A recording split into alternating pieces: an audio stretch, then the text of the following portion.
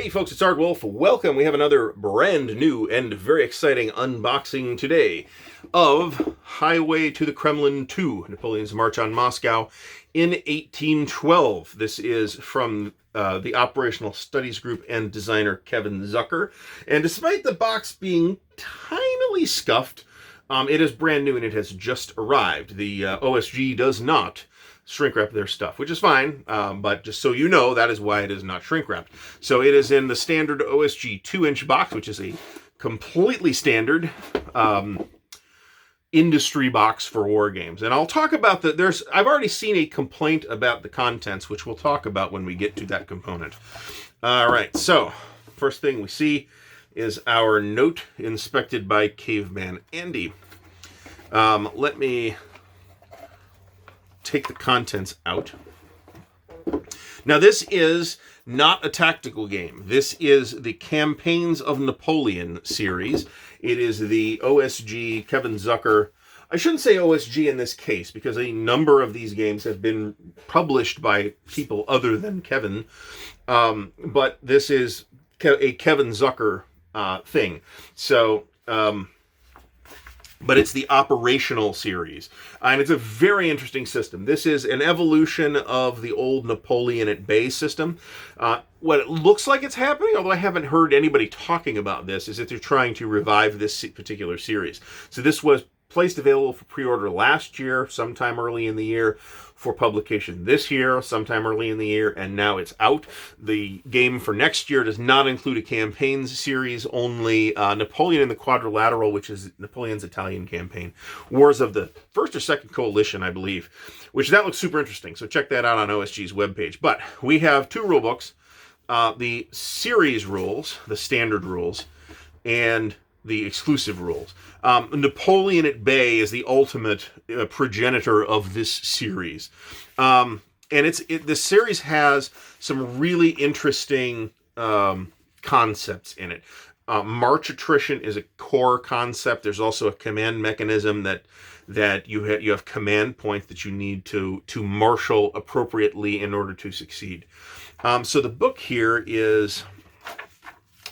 So this kind of like offset edging on books, on these things, tells me that these were printed in-house by Kevin on 11 by 17 paper and then stapled, rather than being printed out of house, in which case we would get a flat edge here. I don't think that's a big deal. This is, as far as I'm aware, a literal one-man operation. Well, maybe not, but in any case, where are the page numbers? I don't see page numbers here. I must say this feels like there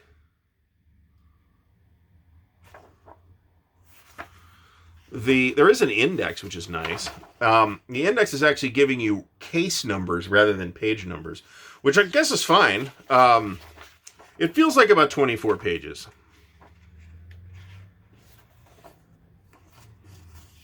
But we do have in the back, not really any designer notes or anything like that. This is pretty much solid rules, other than the front and back cover. So, standard rulebook. Here is the Highway to the Kremlin exclusive rules. Presumably we'll see some designer's notes. Yeah, we do. Okay, so now here we have, this is 32 pages, or thereabouts. And once again, it is nice paper, matte finish, black and white, or grayscale if you prefer. So this is, not quite to the standard of the Library of Napoleonic Battles, which now has a color rulebook, although the study folder is black and white. So we're going to very much be interested in reading these designers' notes, actually. So the scale is kind of telescoping with this series. That's why when we see it, it'll say 5 times. That means that this is, as you'd kind of expect for the topic, it's, meaning Russia. It's...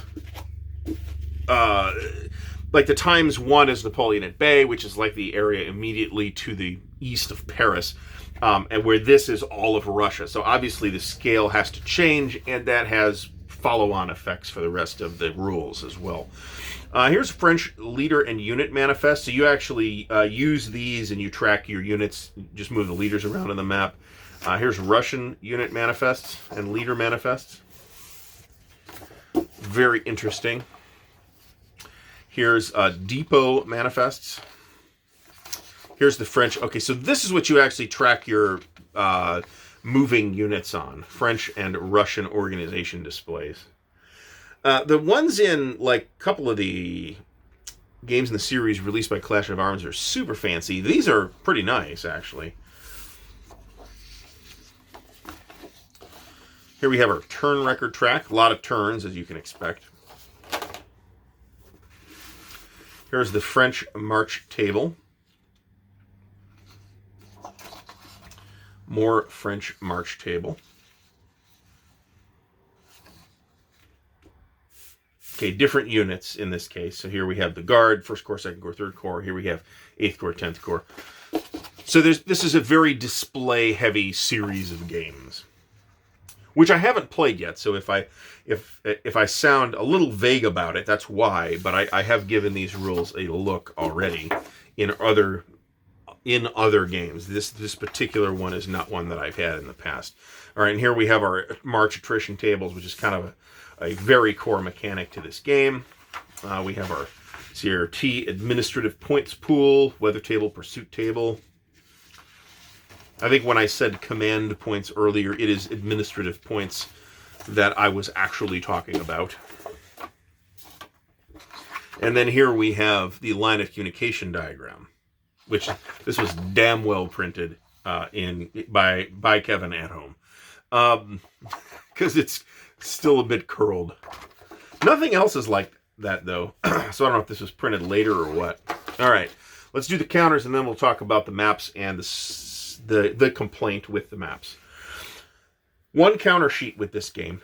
Counter density in these are fairly low, in that you're really normally only moving the leaders around. Or the forces around, I should say. And then these units are kept on the displays. So as such, and there's a pretty small number of markers as well. So as such, the density is really low. Like there's two maps, only one counter sheet. So, and this is the traditional OSG, relatively thick, not super duper duper thick, but nicely thick, brown core stuff. Here we have the maps, and I don't know who the map artist is. Okay, map graphics by Joe Yout, 2020 revision by Charlie Kibler. All right, and as I think you can see, I think this is a really nice looking map, actually. But here's the complaint. There's two maps, and they're going to sit side by side. So this looks like so this is probably the western map, and then an eastern map will sit right there. See the border here.